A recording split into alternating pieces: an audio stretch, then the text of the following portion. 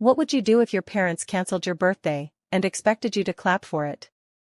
Not postpone. Not reschedule. Cancel. Because your sister needed the spotlight. My name is Claire Donovan. I'm 24 years old. And the night I blew out candles alone in my bedroom while my family cheered for my sister across town, something in me quietly shut down. It was supposed to be my 21st birthday. A dinner. Just family. Nothing dramatic. For once, I thought maybe the attention would land on me without guilt attached. 2 days before, my mom came into my room with that careful tone she used when delivering disappointment. "Sweetheart, we need to move your dinner. Emily's dance recital got rescheduled." Move. Except move turned into cancel. The restaurant reservation? Gone. The cake? We'll use it another time. My dad's rare night off? Suddenly flexible. But Emily's recital? Untouchable. Sacred. "You're older," my dad said. "You understand." That word again. Understand. Understand that she's sensitive. Understand that she needs support. Understand that you're strong enough not to care. So I smiled. I told my friend something came up. I dressed nicely and sat in a hard auditorium seat while strangers clapped for my sister's 3-minute routine. No one mentioned my birthday. Not once. On the drive home, my sister scrolled through her congratulatory messages while my phone buzzed in my pocket with birthday texts I didn't open. That was the night I realized something painful. In my family, I wasn't overlooked by accident. I was expected to be invisible. And invisible people eventually disappear. Do you know what hurts more than being forgotten? Being remembered only when you're needed. After that birthday, nothing exploded. No dramatic fight. No screaming match. Just small, quiet confirmations that I ranked second in my own family. College graduation? Emily had a regional competition the same weekend. My job promotion dinner? Emily wasn't feeling well, so we stayed home. Even my 23rd birthday? Celebrated 3 weeks late, on a Tuesday, with grocery store cupcakes. Every time I tried to explain how it felt, the answer was the same. You're overthinking. Don't make everything about you. Your sister just needs more support. Needs. That word became the excuse for everything. Emily needed encouragement. Emily needed attention. Emily needed emotional stability. And apparently, I needed nothing. The truth? I stopped asking. I stopped sharing good news first. Stopped expecting them to show up. Stopped hoping they'd notice when I pulled away. And they didn't. Until the day I signed a lease in another city. I didn't announce it dramatically. I didn't ask for opinions. I just packed slowly, quietly, like someone preparing for a long trip no one else knew about. When my mom found the moving boxes, she looked confused. "You're leaving?" I nodded. "But why?" she asked, genuinely stunned. "We've always been there for you." That question almost made me laugh. Always there? For my birthdays? For my milestones? For my moments? Or just there when they needed someone mature enough to step aside? That was the moment I understood something clearly. They didn't notice I was unhappy. They noticed I was unavailable. And that difference? Changed everything. The day I drove away, my mother cried. Not because she understood.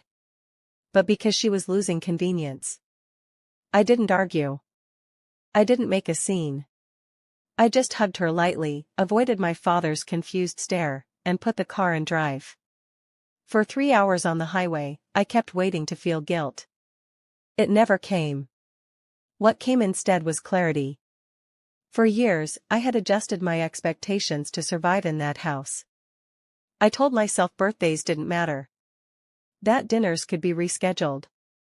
That support wasn't supposed to feel equal. But distance does something dangerous. It shows you what normal actually looks like.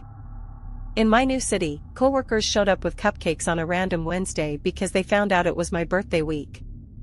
A neighbor knocked on my door with a small plant as a welcome gift. No one had to cancel anything to celebrate me. No one sighed about timing.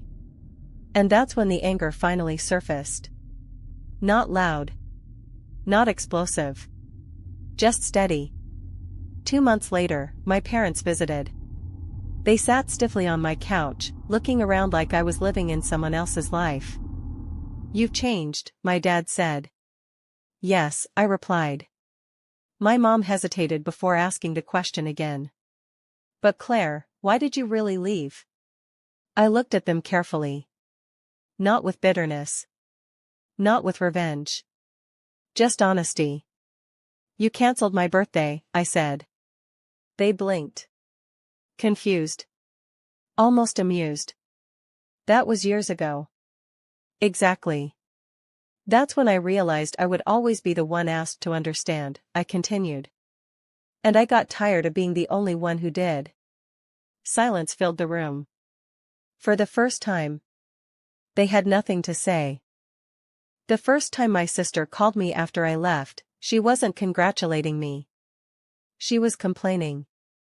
"I don't get why you made such a big deal out of nothing," Emily said over the phone, her tone defensive before I had even spoken. "It was just a birthday." Just a birthday. I almost smiled. Because that sentence explained everything. "It wasn't about the cake," I replied calmly. "It was about being told, over and over, that my moments were optional." She went quiet. Not because she understood, but because no one had ever framed it that way for her before.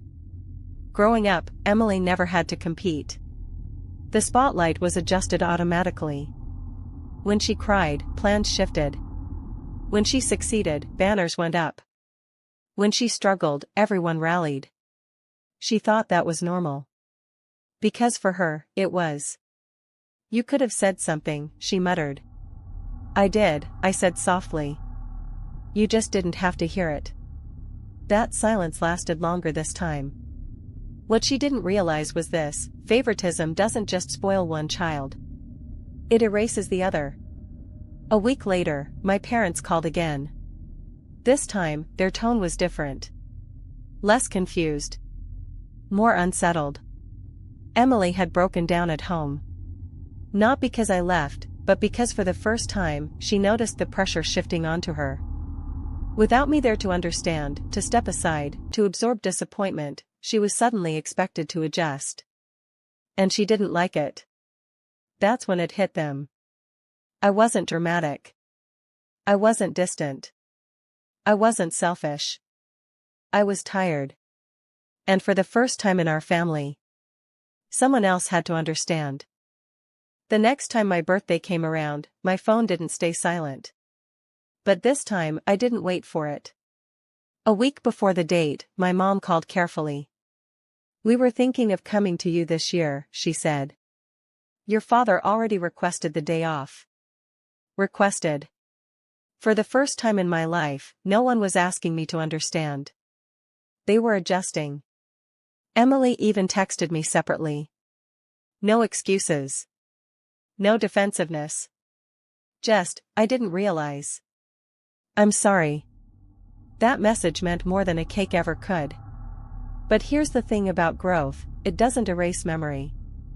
When they arrived in my city, they looked different. Not older. Just aware. Like people walking into a space they weren't sure they still owned. We had dinner. They listened more than they spoke. When the waiter brought out the cake, my dad stood to make a toast. "To Claire," he said, voice steady. "For teaching us that fairness isn't automatic. It's intentional." It wasn't dramatic. It wasn't perfect. But it was real. And that's all I ever wanted.